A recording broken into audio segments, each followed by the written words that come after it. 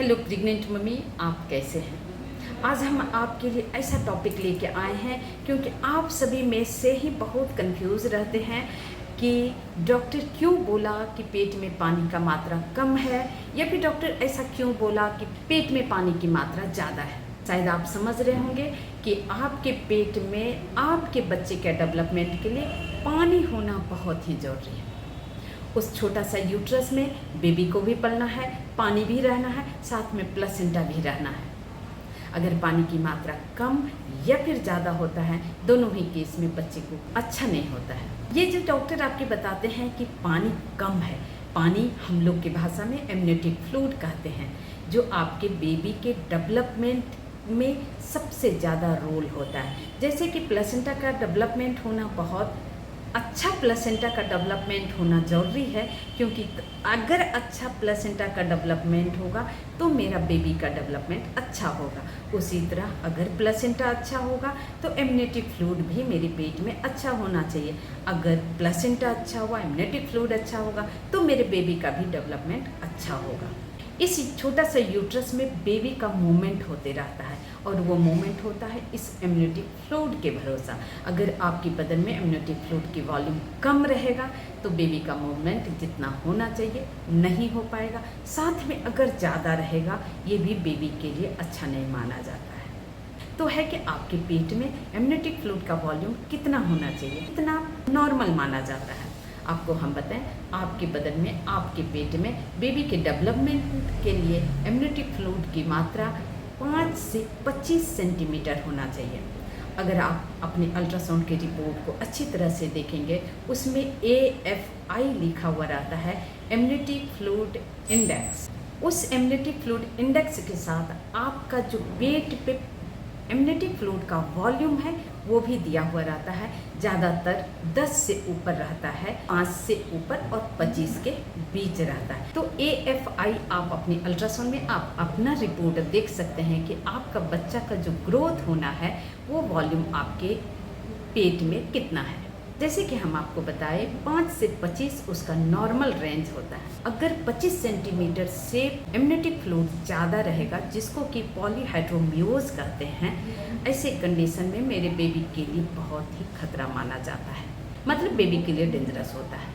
और साथ ही वही अगर 5 सेंटीमीटर से आपका एमनियोटिक फ्लूइड वॉल्यूम कम रहेगा, वो भी बेबी के लिए खतरा माना जाता है। तो आपको नॉर्मल रेंज होना चाहिए 5 से 25। ये आपका एमनियोटिक फ्लूइड बढ़ना या फिर घटना आपके प्रेगनेंसी में कभी भी हो सकता है, लेकिन ज़्यादातर देखा गया है 7 मंथ के बाद।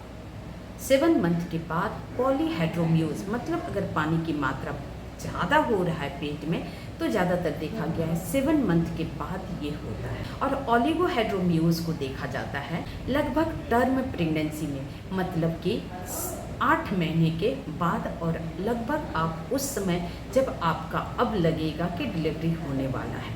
अगर ओलिगोहाइड्रोमियोज है, टर्म प्रेगनेंसी आ चुका है, तो वैसे कंडीशन में कभी कभी सिजेरियन करके बेबी को आउट करना पड़ता है। लेकिन अगर 7 मंथ के बाद ओलिगोहाइड्रोमियोज मिलता है, ऐसे कंडीशन में बेबी के लिए दिक्कत आ जाता है। तो प्रेग्नेंट मम्मी, ये बहुत ही छोटा टॉपिक था। हम अभी ट्रीटमेंट में नहीं चल रहे हैं, अभी हम सिर्फ आपको नॉर्मल रेंज बताए कि एक चीज़ समझें, वॉल्यूम ज़्यादा कब होगा, जबकि आपका बेबी जितना आपका प्लेसेंटा से न्यूट्रिएंट आ रहा है, वो एमनियोटिक फ्लूइड क्या है, वो पूरी तरह से बेबी के लिए न्यूट्रिएंट है। मतलब वो प्लेसेंटा के द्वारा जो आता है, माँ से बन के जो आ रहा है, वो बेबी का भरपूर मात्रा में खाना पीना, डेवलपमेंट के लिए सारा चीज़ है। तो आप समझ लीजिए कि जितना बेबी को आ रहा है, अगर बेबी उसको कंज्यूम नहीं कर पा रहा है, खा नहीं पा रहा है, यूज़ नहीं कर पा रहा है, इसलिए धीरे धीरे मात्रा बढ़ जा रहा है। तो इसीलिए बोला जाता है पॉलीहाइड्रोमियोज, मतलब जितना मिलना चाहिए उससे ज़्यादा हो गया। और इसी का वाइस वर्सा होता है कि जितना मिलना चाहिए प्लेसेंटा से, जितना मिलना चाहिए बेबी को, उतना नहीं मिल पा रहा है, बेबी को और ज़्यादा ज़रूरत है, उसको कमी हो जा रहा है, जिसकी वजह से उसका वर्ड हो गया ओलिगोहाइड्रोमियोज। तो आपके बदन में आपके एमनियोटिक फ्लूइड का वॉल्यूम 5 से 25 होता है। ज़्यादा होने से पॉलीहाइड्रोमियोज होता है, कम होने से ओलिगोहाइड्रोमियोज होता है। ये बहुत ही छोटा सा टॉपिक था, लेकिन आए दिन आप सभी का कमेंट बॉक्स में कमेंट आता है कि मैडम डॉक्टर के पास गए तो बताया है पानी का कमी है, कैसे पूरा करें, ज़्यादा है कैसे कम करें। आए दिन ऐसा रहता है।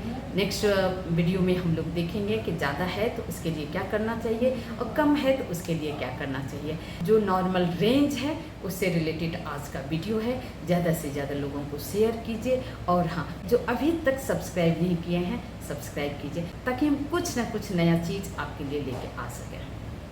चलिए प्रेग्नेंट मम्मी, आज का क्वेश्चन है, आप अपना अल्ट्रासाउंड का रिपोर्ट देखिए और आपका अल्ट्रासाउंड में AFI एमनियोटिक फ्लूइड इंडेक्स कितना है, मुझे कमेंट बॉक्स में कमेंट कीजिए। तो फिर हम आपको बताएंगे कि ये रेंज, आपका ये रेंज नॉर्मल की तरफ है या फिर कम है या फिर ज़्यादा है। चलिए प्रेग्नेंट मम्मी, आप अच्छे से रहिए, मस्त रहिए, स्वस्थ रहिए। Bye, take care.